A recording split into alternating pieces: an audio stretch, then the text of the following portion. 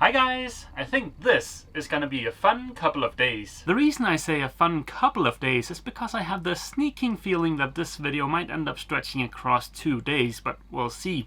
The primary goal for this video is to construct the box for the fridge.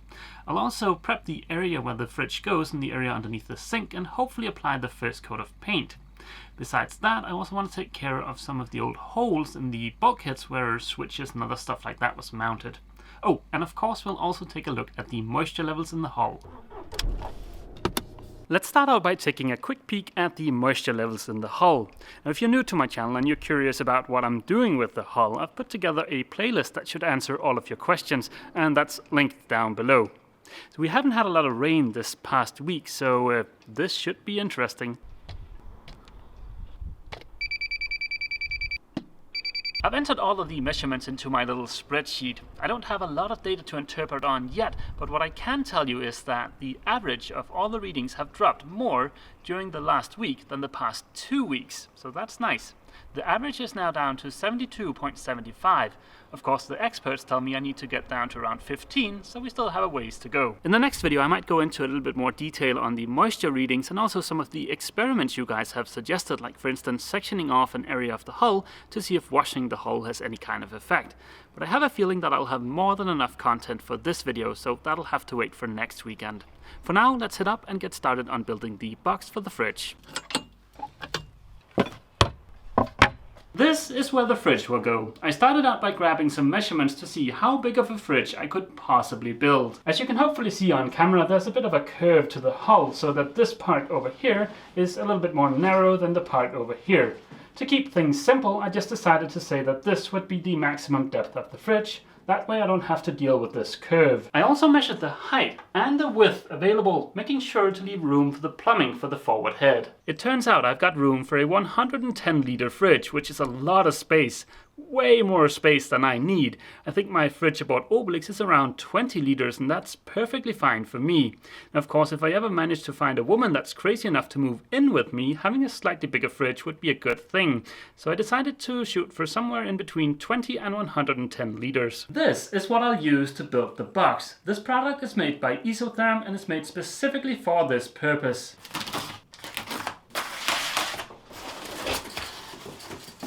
These are sheets of foam sandwiched in between 2 sheets of plastic. They're 5 centimeters thick, 97.8 centimeters long and 47.8 centimeters wide.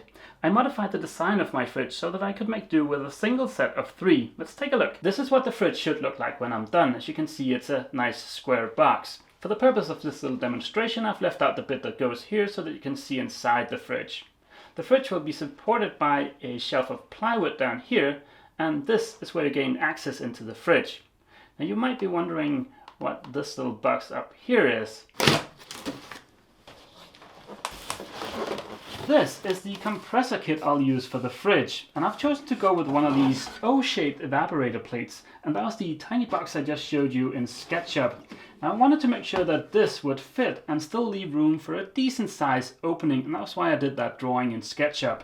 Here's the mount for the compressor, and here we've got the compressor. Let's get to building that box. Unfortunately, I don't have a circular saw that cuts deep enough to cut through the foam. All I've got is this little cute one, but let's see if I can't make do. I've transferred the measurements to these sheets of insulation, so all that's left to do now is to cut them to size. And to do that, I'll use my cute little circular saw and a fence.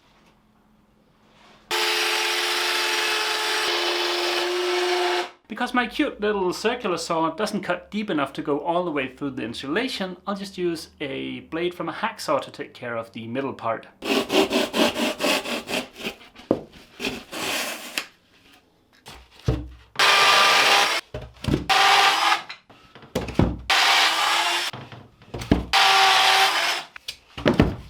Now let's see if I can turn these into a box. Ta-da! That is going to be my new fridge here aboard Athena. It's roughly 65 liters, which I think is perfect for me. Next step is to glue the sheets of insulation together, and for that I'll use some Sikaflex.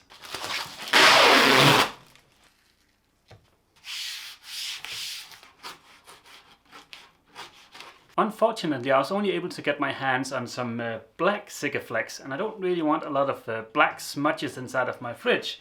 So I've taped off the areas where I don't want any goop.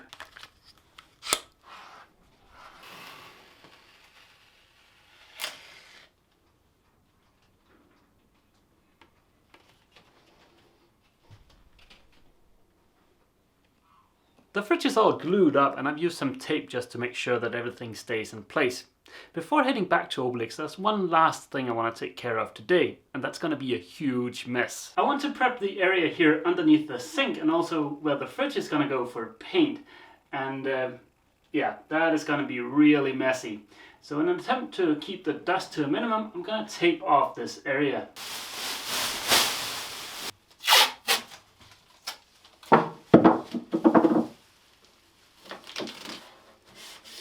It's pretty warm today, so this is gonna suck.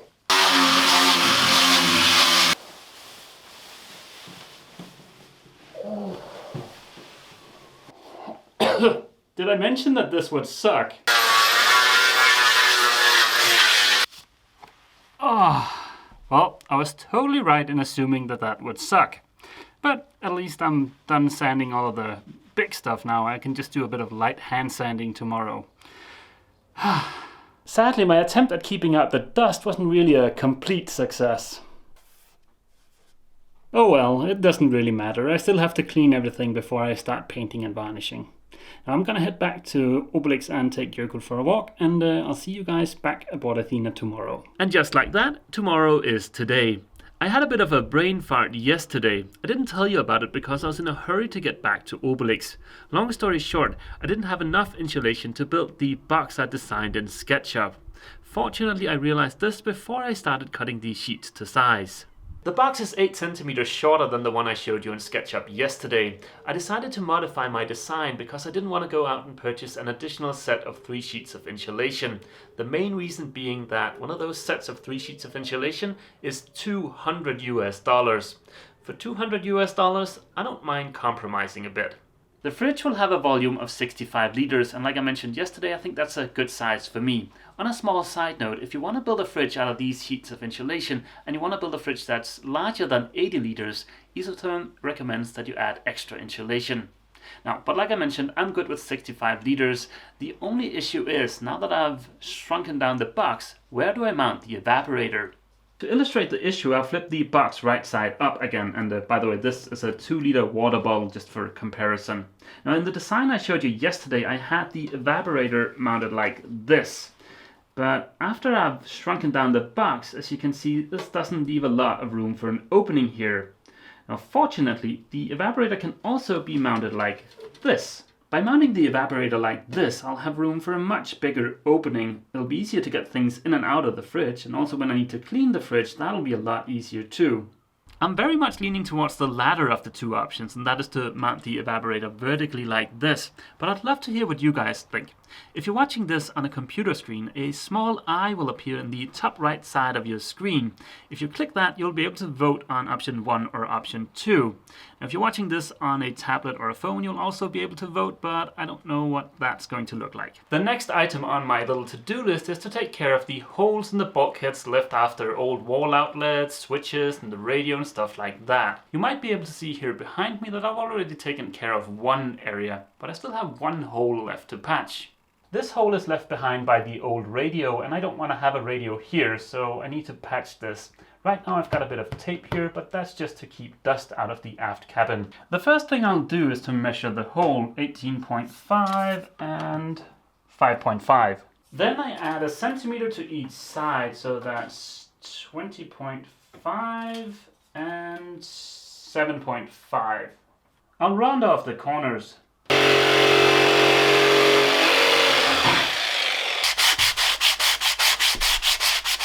Now I've got a patch that neatly covers the hole, so the next step is to trace the outline of the patch onto the bulkhead. Now it's just a matter of removing the excess material. Notice that I've set the depth of the router to match the thickness of the piece of plywood I'm using for the patch. That leaves a nice thick lip for me to glue the patch onto. The fit doesn't need to be perfect. I'll glue the patch in place with some thickened epoxy and I'll fair the surface afterwards, so as long as I can get the patch in the hole, it's good.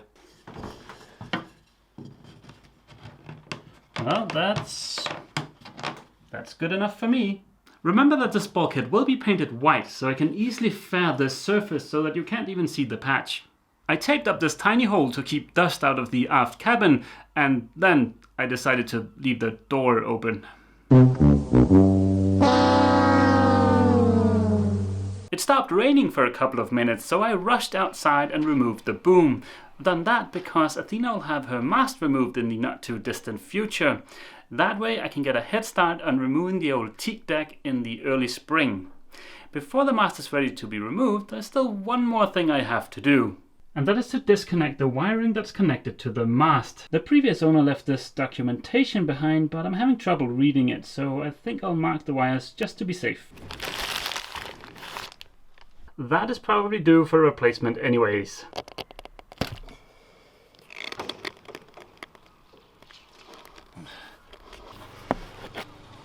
And just like that, now the mast is ready to be removed. I was hoping to get the first coat of paint on the area underneath the sink and where the fridge goes today, but while trying to remove some plumbing, I dumped a ton of water in there, so that'll have to wait for another day.